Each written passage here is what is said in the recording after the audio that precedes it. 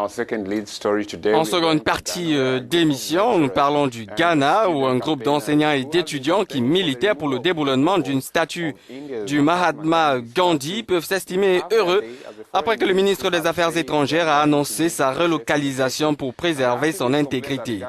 Les activistes s'étaient notamment basés sur l'héritage controversé de Gandhi au cours des 21 années qu'il a passées en Afrique du Sud et au cours desquelles il a défendu les droits des Indiens pour parvenir à la conclusion qu'il était raciste vis-à-vis des Noirs.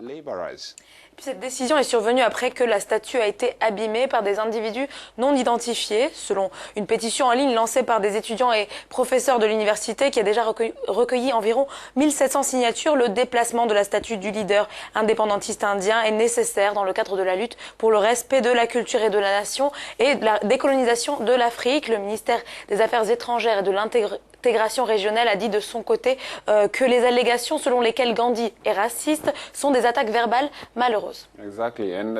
Effectivement, Anan, pour en parler avec nous, Monty Harry Kaye, of a book that was shedding light into the kind of life Mahatma Gandhi lived in South Africa. And joining us is Manse Arikaye, donc, que nous avons déjà eu dans cette émission au lancement de cette campagne.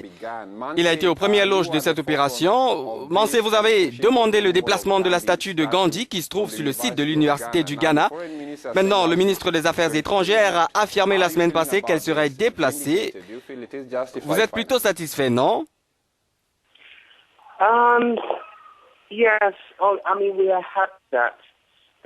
Oui, nous sommes heureux à l'idée de savoir que cette statue va être déplacée, car elle n'y a pas de place.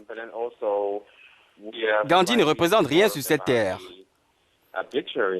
Mais aussi, nous sommes un peu inquiets de l'arbitraire caractéristique de cette décision, parce que nous avons suivi la procédure. Nous avons soumis une pétition au conseil de l'université, qui est en cours d'examen.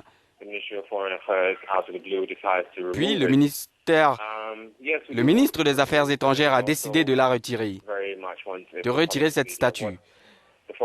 Oui, nous voulons qu'elle soit retirée, mais nous souhaitons aussi qu'il suive la procédure.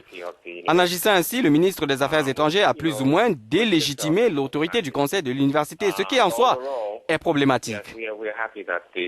Mais dans l'ensemble, nous sommes heureux effectivement que ces statues soient appelées à quitter de là.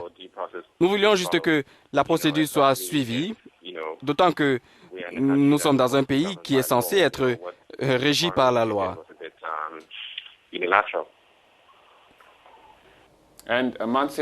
Monty, cette campagne contre la présence de cette statue s'inscrit en fait dans un vaste mouvement de décolonisation.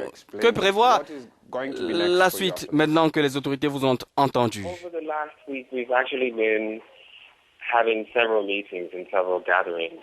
La semaine dernière, nous avons eu plusieurs rencontres sur le thème de la décolonisation de notre statut, en commençant par les universités et les institutions de l'éducation de base. Regardez nos programmes scolaires. Nos programmes scolaires révèlent que nous n'avons pas d'identité. Nous ne savons pas qui nous sommes et il est important que nous lancions ce type de débat pour que les uns et les autres sachent quelle est leur place dans ce monde. Il y a donc une campagne d'éducation qui va être mise en place. En fait, à la fin du mois, nous organisons un rassemblement dans l'une de ces communautés marginalisées à Accra, Jamestown, où nous allons initier la communauté à certaines de ces questions en langue locale.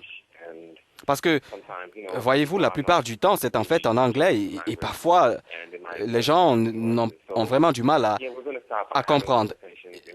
Nous allons donc commencer à avoir ces discussions en langue pour que les gens puissent comprendre ces questions de décolonisation. Pour terminer, Monty, parlons un peu de la perception qu'ont les jeunes de cette campagne. Beaucoup n'ont sûrement pas compris les véritables motivations de cette opération.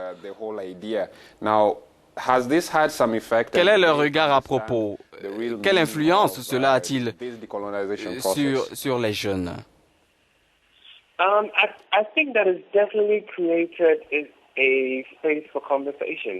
Je pense que cela a finalement créé un espace de débat.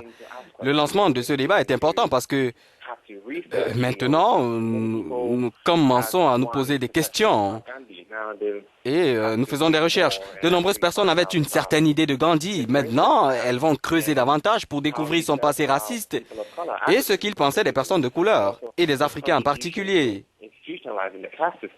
Ils pourront aussi voir sa contribution à l'institutionnalisation du système des castes en Inde, son pays, où maintenant des millions de personnes sont victimes de discrimination en raison de ces enseignements.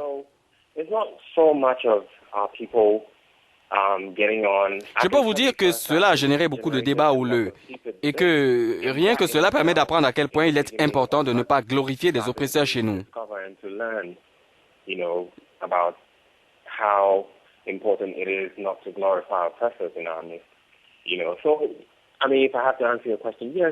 bien, ce que je vais dire, c'est que si j'avais à répondre à votre question, eh bien, je dirais oui, il y a un camp qui n'est pas au courant de ce qui se passe. Et j'ai l'impression, dans le même temps, qu'ils diffament la campagne pour des raisons purement égoïstes. Mais il y a tout de même un grand groupe de personnes qui nous soutiennent. Si vous vous rendez sur le site change.org, vous verrez que nous avons plus de 1800 signatures. Et au Ghana même, la plupart du temps, lorsqu'on en parle à la radio ou à la télévision, beaucoup de personnes manifestent leur approbation. Je puis vous assurer qu'il y a un grand intérêt dans cette espèce de processus politique et cela a permis de créer un débat dans notre société. Voilà, d'après un livre publié, voilà, un livre publié donc en Afrique du Sud, il est dit que Gandhi a milité pour les Indiens, mais n'a pas manifesté beaucoup d'égard pour les Noirs. Vous pouvez retrouver tous ces sujets sur nos réseaux sociaux, sur nos pages Twitter, @AfricaNews en anglais et @AfricaNewsFR en français.